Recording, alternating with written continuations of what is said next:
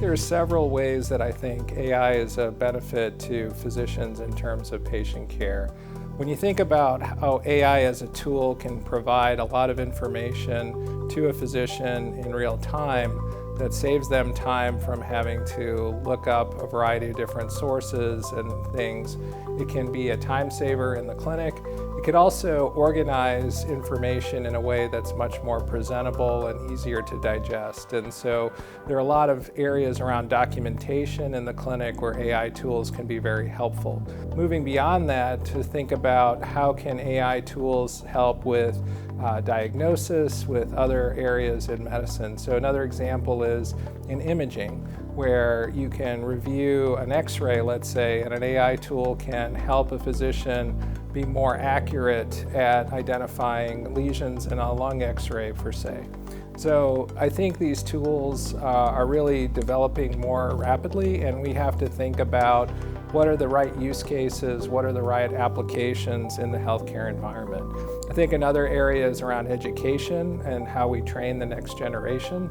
And I think there's a lot of opportunities there around simulation, around how we evaluate performance and how we can improve performance with those type of tools.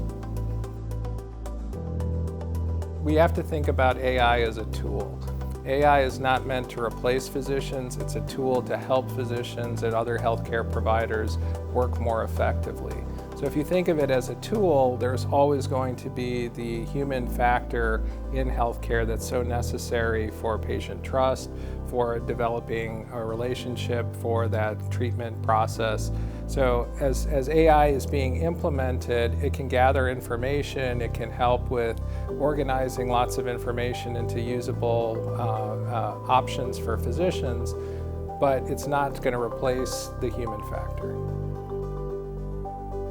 So that's been a big question that a lot of people bring up. Obviously, protected health information is very important to maintain data security, to maintain that level of trust. And as we look at how AI tools are being utilized in the clinical environment, I think it's really imperative to think about the data safety piece to make sure that protected health information stays protected, but also to think about where is the opportunity for these type of tools to really be reliable. And as we start to use them, one thing to think about when AI searches a database, the answer it gives is only as good as the data that was in the database.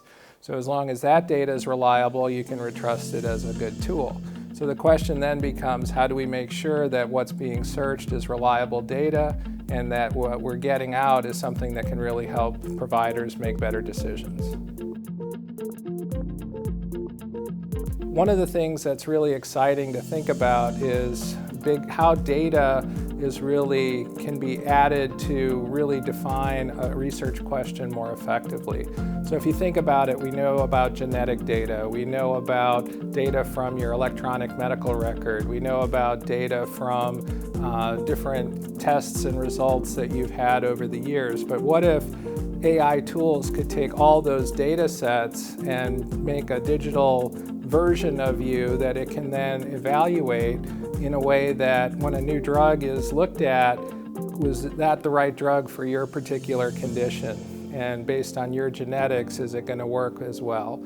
So thinking about this whole model of a digital twin, where we can take those type of large databases around genetics, around different social factors, different parts of the medical history and things like that, and then evaluate new things like new drugs and new therapies to define, and it can run thousands of probabilities and risks all in seconds to say, is this drug might be a good fit for your particular disease, or what would be the next best option. This past year, we've created a new global consortium of innovation and engineering in medicine that brings together medical schools, engineering schools, government agencies and regulatory agencies like FDA, ministries of health, companies, all coming together to think about how, as a larger group, we can solve some big data problems together. And one of those is is creating a global de-identified data warehouse that could be an amazing tool where AI solutions can look at